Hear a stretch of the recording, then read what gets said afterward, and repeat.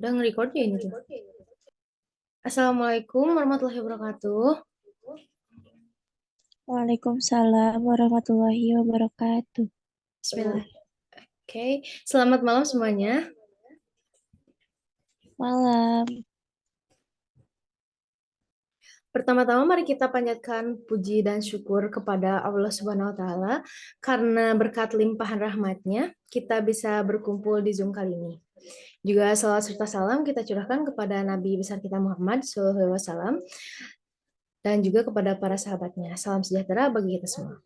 Sebelumnya, saya ingin berterima kasih kepada semuanya yang telah menyempatkan waktunya untuk hadir di dalam Zoom kali ini. Pada pertemuan kali ini, saya akan memaparkan sedikit materi yang mungkin nantinya akan bermanfaat bagi kita semua. Mudah-mudahan ya. Oke. Materi yang ingin saya sampaikan kali ini yaitu tentang efektivitas pembelajaran bagi mahasiswa. Kenapa saya mengambil permasalahan ini? Karena ada beberapa alasan yang bisa melatar belakangi pembahasan kali ini, di antaranya yang pertama, yaitu mahasiswa baru yang masih belum beradaptasi dengan lingkungan kampus. Perpindahan status dari siswa menjadi mahasiswa tentu adalah suatu hal yang ditunggu-tunggu dan menjadi kebanggaan tersendiri bagi yang menjalankannya. Dan jujur, banyak yang saya rasakan dari perpindahan ini, di antaranya culture shock, melihat cara pembelajaran dosen dan guru yang sangat berbeda, karena memang tugas para guru membantu para siswa untuk memahami konsep-konsep dasar sebelum mereka mencapai pendidikan di tingkat lanjut. Nah, sedangkan tugas dosen itu sendiri, yaitu untuk mentransformasikan, mengembangkan, menyebarluaskan ilmu pengetahuan, teknologi, dan seni melalui pendidikan, penelitian, dan pengabdian kepada masyarakat. Untuk yang kedua, ada mahasiswa yang banyak terlibat dalam berbagai kegiatan di dalam ataupun di luar kampus. Sebagai seorang mahasiswa, tentu saja mereka bukan hanya sekedar datang kuliah dan mengerjakan tugas saja. Ada juga tugas lain yang harus tetap dilakoni oleh para mahasiswa. Jadi, wajar saja karena aktivitas ini mahasiswa menjadi lebih padat dan lebih sibuk untuk belajar. Yang ketiga, ada banyaknya faktor yang membuat mahasiswa menjadi kesulitan belajar pada mata kuliah. Pertama-tama kita masuk kepada apa itu efektivitas pembelajaran. Nah, menurut Miarso, mengatakan bahwa efektivitas pembelajaran merupakan salah satu standar mutu pendidikan dan seringkali diukur dengan tercapainya tujuan atau dapat juga diartikan sebagai ketepatan dalam mengelola situasi. Doing the right things. Nah, efektivitas pembelajaran juga berpengaruh bagi para mahasiswa. Di antaranya adalah ini. Poin pertama, pemahaman materi yang lebih baik. Pembelajaran yang efektif membantu mahasiswa memahami materi dengan lebih baik. Metode pembelajaran yang memotivasi, relevan, dan interaktif dapat meningkatkan pemahaman para mahasiswa. Nah, yang kedua, ada kemampuan pemecahan masalah semakin meningkat. Pembelajaran yang efektif itu tidak hanya memfokuskan pada penyerapan informasi, tetapi juga melibatkan mahasiswa dalam pemecahan masalah.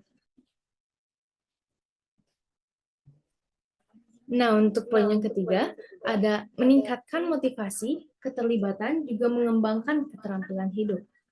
Jadi, metode pembelajaran yang menarik dan relevan dapat meningkatkan motivasi mahasiswa, keterlibatan aktif dalam proses pembelajaran, baik melalui diskusi kelas, proyek, ataupun penugasan, dapat memberikan dampak positif terhadap motivasi belajar para mahasiswa. Pembelajaran yang efektif juga tidak hanya berkaitan dengan pengetahuan akademis, tapi juga dengan pengembangan keterampilan hidup. Mahasiswa dapat mengembangkan keterampilan seperti manajemen waktu, kemampuan komunikasi, dan juga kolaborasi melalui pengalaman pembelajaran yang baik.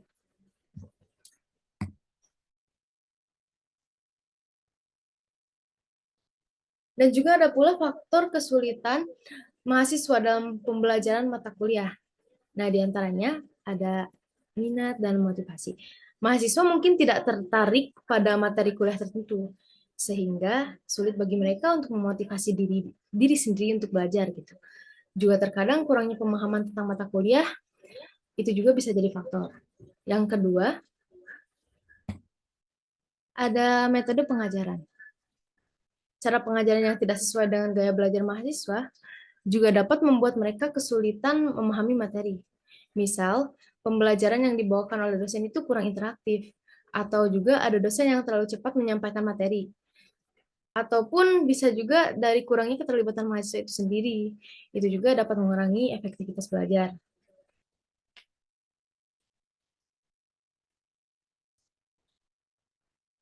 Yang ketiga, ada kurangnya manajemen waktu dan manajemen tugas.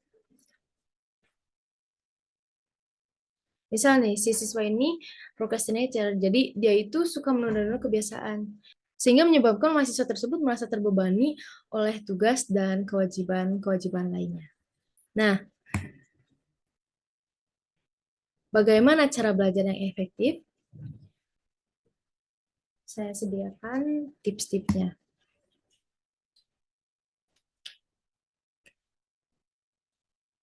Cara belajar yang efektif yang pertama adalah membuat jadwal belajar yang teratur. Nah, jadi teman-teman buat dulu nih jadwal belajar yang teratur dan juga harus dipatuhi jadwal tersebut. Hal ini bisa membantu kalian untuk membagi waktu antara kegiatan belajar dan juga kegiatan lainnya. Yang kedua, ada fokus kepada materi yang sulit dipelajari. Jadi, kamu harus prioritaskan dulu untuk mempelajari materi yang sulit terlebih dahulu. Hal ini bisa memungkinkan kamu untuk lebih memfokuskan energi dan waktu kamu pada materi yang membutuhkan perhatian lebih dan juga perlu lebih diasah. Yang ketiga, ada buat suasana nyaman saat belajar. Nah, kayak belajar sambil ditemani musik dan juga pastikan tempat belajar kalian nyaman dan bebas dari gangguan. Selain itu, pastikan kalian memiliki perlengkapan belajar yang cukup. Yang keempat ada gunakan metode belajar yang pas. Setiap orang memiliki cara belajar yang berbeda-beda. Jadi, temukan metode belajar yang efektif bagi kamu. Apakah itu auditori, visual, ataupun kinestetik. Dan jangan lupa diskusi dengan teman sekelas.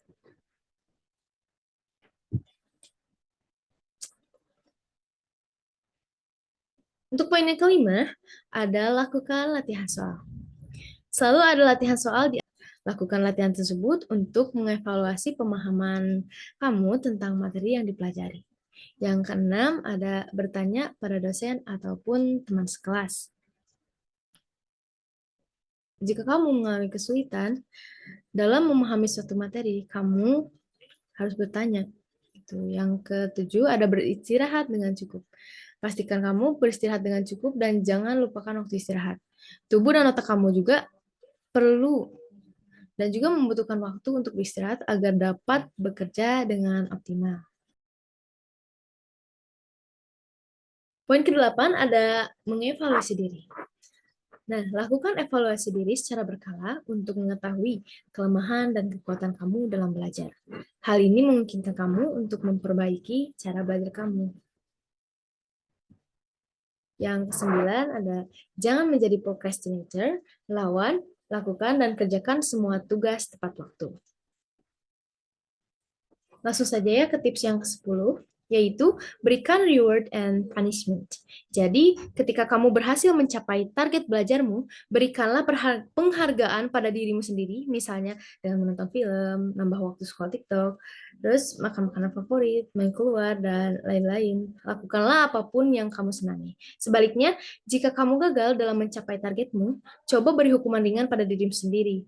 Misalnya, dengan menambah waktu belajar, mengurangi jajan, dan lain-lain.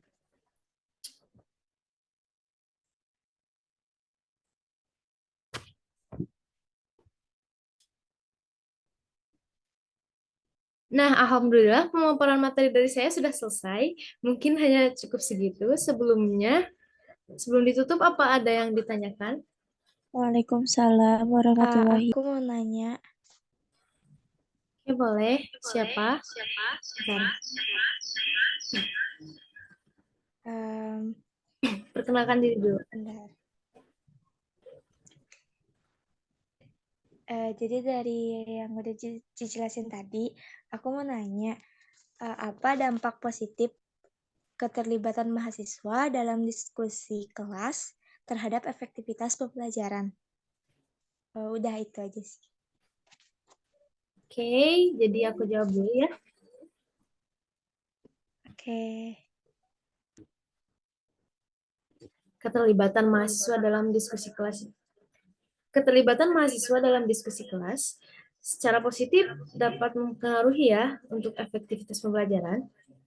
Karena diskusi itu memfasilitasi pertukaran ide, merangsang pemikiran, juga meningkatkan pemahaman konsep gitu.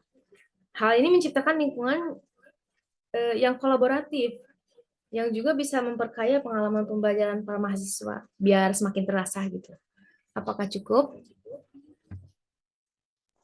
Baik, sudah terjawab. Terima kasih. Baik, sama-sama. Apakah ada lagi? Maaf, Agni, aku izin bertanya.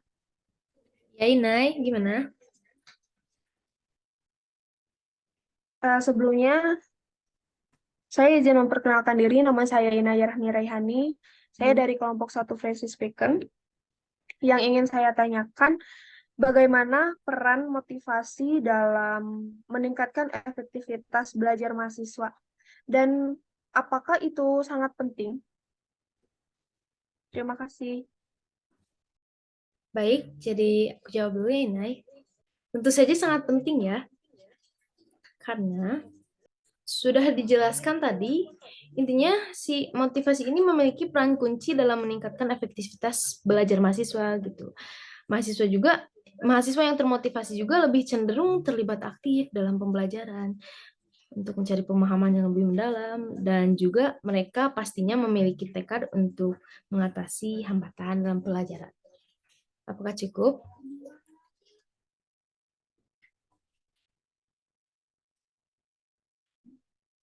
Halo?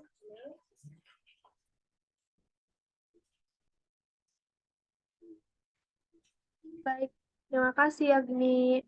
Oke. Apakah ada lagi? Waktunya sisa 4 menit soalnya. Aku izin bertanya, Agni. Oke, Amanda. Sebelumnya, perkenalkan nama aku Amanda Nur Hafida dari kelompok 1 Francis Bacon. Izin bertanya, kenapa evaluasi diri sendiri itu penting buat meningkatkan efektivitas belajar mahasiswa? Terima kasih. Oke, aku jawab dulu ya. Jadi evaluasi diri ini memungkinkan mahasiswa untuk merefleksikan pemahaman mereka terhadap materi gitu, untuk mengidentifikasi apa saja yang perlu diperbaiki dan juga mengembangkan strategi pembelajaran yang lebih efektif untuk mereka. Juga proses ini dapat meningkatkan kemandirian dan tanggung jawab dalam belajar. Jadi evaluasi diri ini sangat penting untuk meningkatkan efektivitas belajar gitu. Apakah sudah cukup? Oke, cukup. Terima kasih. Oke, sama-sama. Terima kasih juga. Apa ada lagi?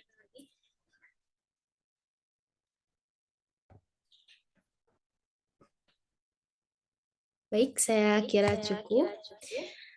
Terima kasih untuk semuanya yang telah hadir. Mohon maaf jika terdapat banyak kesalahan di dalam Zoom kali ini. Wassalamualaikum warahmatullahi wabarakatuh. Waalaikumsalam warahmatullahi wabarakatuh.